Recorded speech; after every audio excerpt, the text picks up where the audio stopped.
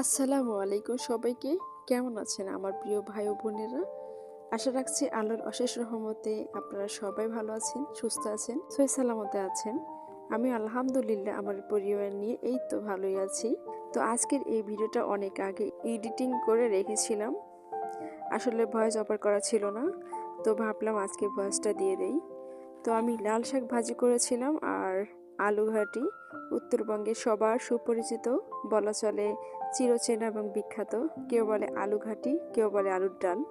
ডিম দিয়ে রান্না করা যায়, কখনো ডিম ভাজি করে অথবা সিদ্ধ করে, বড় মাছ দিয়েও রান্না করা যায়, গোস্ত দিয়েও রান্না করলে অনেক বেশি ভালো লাগে খেতে, অসাধারণ একেবারে। তো আমি ডিম সিদ্ধ করে এই ডালটা রান্না করব।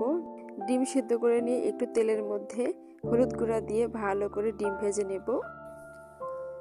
তো আমি কাঁচামরিচ, আদা, রসুন, পেঁয়াজ, জিরা শিলপাটায় অফ ক্যামেরায় আগেই বেটে রেখে দিয়েছিলাম, সেই মশলাগুলো কষিয়ে নিয়েছি। এবার আগে থেকে সিদ্ধ করে রাখা ম্যাশ করা আলু মশলার সাথে ভালো করে কষিয়ে নিতে হবে। কষানো হয়ে গেলে পর্যাপ্ত পরিমাণ পানি অ্যাড করে দিতে হবে। যখন ডাল রান্নাটা হয়ে যাবে তখন সার্ভিং বলে ঢেলে নিলেই হবে। তো দেখতে থাকেন ভিডিওটা স্কিপ না করে।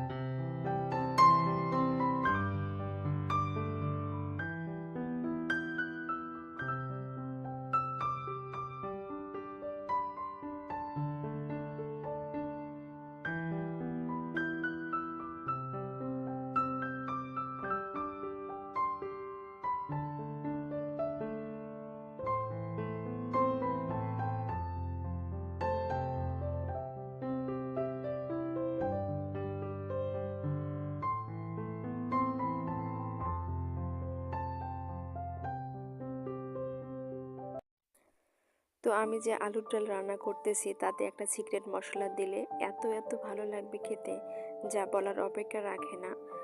আলুর ডাল খাওয়া শেষ হয়ে যাবে, তবে স্বাদ মুখে লেগে থাকবে। সিক্রেট মশলা হচ্ছে রাঁধুনি গুঁড়া মশলা। আস্ত রাঁধুনি চুলায় মিডিয়াম আছে বা লো আছে ঢেলে নিয়ে শিলপাটায় গুঁড়ো করে নিতে হয়, বা গ্রাইন্ডার জারে করে গুঁড়ো করে নিলেও হয়। রাঁধুনি গুঁড়া মশলা সম্পর্কে কে কে ভালো জানেন বা চিনেন প্লিজ কমেন্ট করবেন।